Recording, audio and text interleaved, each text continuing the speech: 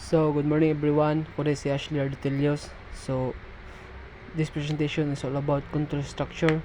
So, dito makita kung unsa ang control structure. So, control structures.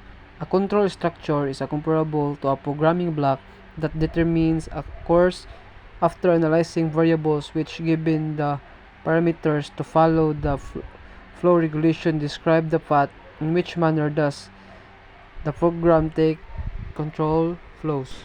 So muna siya control structure. So example no kani no kay kini bitang mag-imagine ta na duha ka ways. So ang usa is padulong sa success. Then ang isa sabi is padulong sa failure. So ang imong control structure daw is kana bitang mo check kag mga variables. So example, score sa exam. Kung na-score nga taas, which is passing score. So ang program nga moagi sa dalan moagi ang program padulong sa success. Kung sa ubos sab nga score, which is failure score. So ang program sa nana is moagi sab sa bitang ways padulong sa failure. So three basic structures. So almost every flowchart designed to help solve three fundamental structures. So comprise the problem is specifically to make the flowchart authority truly absolute. It was necessary to solve these three structures together as one. Even the linear structure can function on its own. A bit further, the loop and relation structures are somewhat constrained and knotted up. So first is linear, second relation or selection, third is loop. So nagpasabot din siya nung kinibitaw bisan pa ang kamitaw linear is pwede ra siya mag-inusara. Then ang loop ug ang rational pod kay medyo yun siya, medyo lisod siya. So kailangan na bitaw siya kanang maayo nga plano bitaw or simple. So kay ang loop ug rational kay siya dili sa sayon compared sa linear. So kailangan jud siya bitaw kini attention nga kailangan siya fokusan jud bitaw kaning loop o rational. So to make the power of the flowchart really absolute, these three structures had to be stitched together as one. Although the linear structure can work alone, a little mile longer the relational and loop structures are a little bit tied up and restricted. So nagsabot ni siya nga ang flowchart dai is usa na siya ka more bitaw siya map o program bitaw nga nagamit og tulo ka mga structure. So ang linear is kana bitaw tuloy-tuloy lang. Ang rational is mabitaw na gipili. Ang loop is pabalik-balik bi ang loop.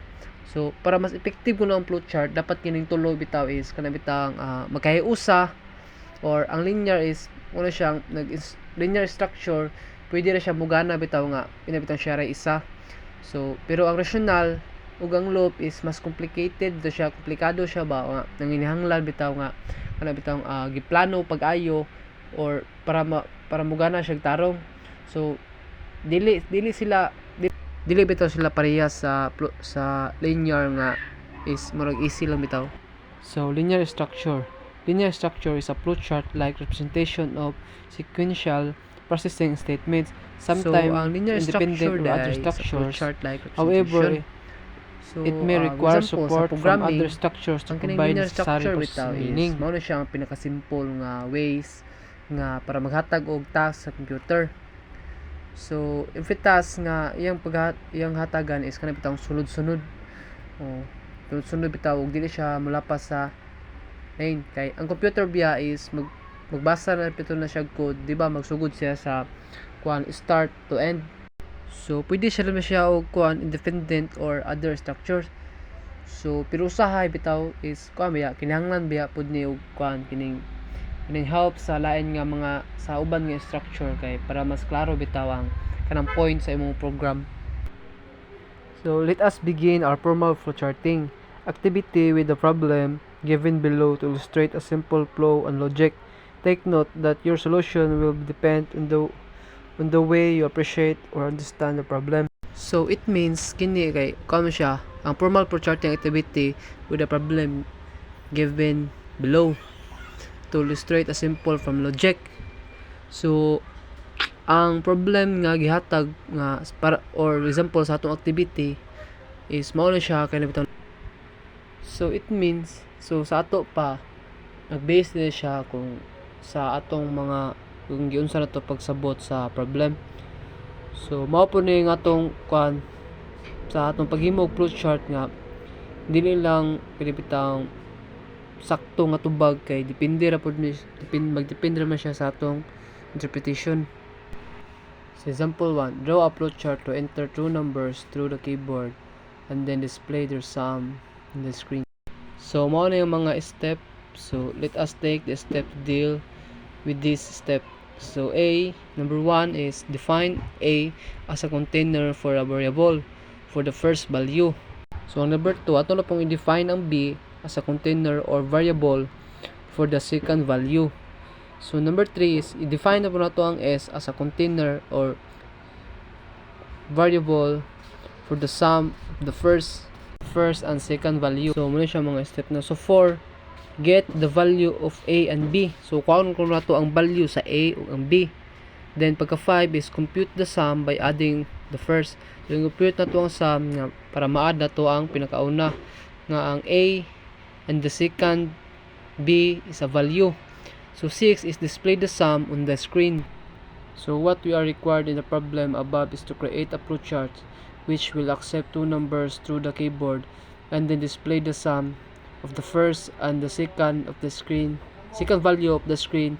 But just before we jump into writing solution, we need to observe an initialization requirements. Among those is providing our algorithm with smart carry along the way supporting the processing. So nagpasabot na siya no nga kinahanglan ta nga maghimo tag flowchart bitaw nga ang duha ka number nga atong i-input pinaagi sa keyboard.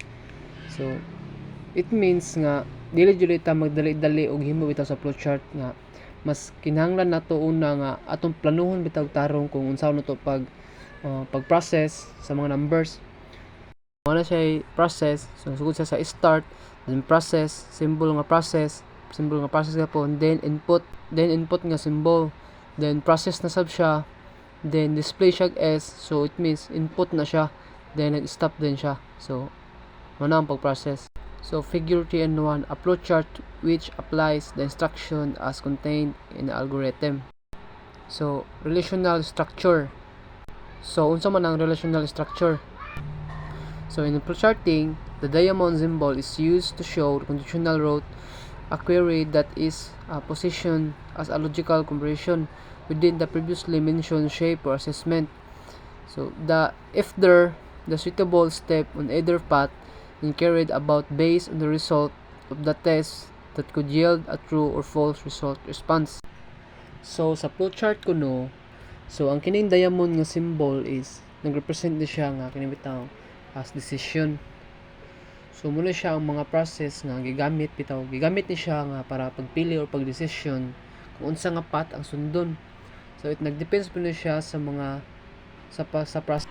So nagbase po ni siya sa result sa test that could yield nga true ba o false ang result. So mo siyang response. So mo na siya ang symbol. So kita nimong diamond mo siya ang pagdesisyon sa statement 1 o statement 2. Next is loop structure. So unsa man yang loop structure? So mabining pabalik-balik no. So ato na yung bawaan ron. So the majority of programs would continue to perform a number of instructions repeatedly until specific circumstances arise. So this act of carrying out of loops of repeating tasks are called loops. So framework most people are in charge of which is to end at specific moment when specific that required is fulfilled. So sa matod pa sa ingon diri sa PPT is the majority of programs would continue to perform a number of instructions repeatedly until a specific circumstances arise. So it means nagpasabot ni siya nga daghan nga mga program bitaw nga nagbuhat og kanang balik-balik nga mga instruction hantod nga kanang important nga situation nga may tabo. So kini nagbuhat ni siya og kini bitaw ang loop, di ba, kay pagbalik-balik gitawag ni siya loop. So nganong importante man ang loop? So for example, so mag-imagine ta nga gusto nato ipakita nga bitaw number gikan sa 1 hangtod sa 10. So imbis nga isulat nato ang print 1 ug print 2, print 3 ug uban pa. Then hangtod nga maabot sa print 10. So pwede ra nga magamit tag loop kay mao mubuhat kay ang loop biya is mao ni siya magbuhat nga para pag print sa number ug pabalik-balik bila siya hangtod maabot siya og 10. So na ko example din nga ipakita. So man example. So start, process, decision, then output or input, then process, then end. So sa itong makita diri sa picture no is C is equals to 1 mo na yung process. Then nag-decision siya nga C is less than or equal to 10 ba or equal 10 ba siya. So kung true siya, mo proceed siya sa ubos mo ng print C. Then kung false siya, mag-end na siya. Then kung true siya, C is equals to C plus 1. So muna nagpabalik-balik siya nga hangtod nga so ay kuan kining hangtod nga magpabalik-balik siya. So C is equals, so ang C is mag-add kag 1, balik-balik siya nga process, balik-balik hangtod moabot siya nga C is greater than 10. So addition siya mag-end. So infinite loop. So kamo na basa sa PPT guys. So ako na lang explain diretso. So ang kining infinite loop di ay kay sana siya ka situation bitaw nga sa program nga nagpadayon og pagbuhat sa kanang balik-balik nga mga instruction nga walay hunong bitaw kay infinite man siya. So it means walay katapusan. So kini daw is calm down, dili siya maayo o kinahanglan nato na siya likayan. Okay, sa flowchart kini gapakita bitaw na siya pinaagi sa usa ka loop nga walay katapusan. So that's all. So thank you guys for listening and God bless us all.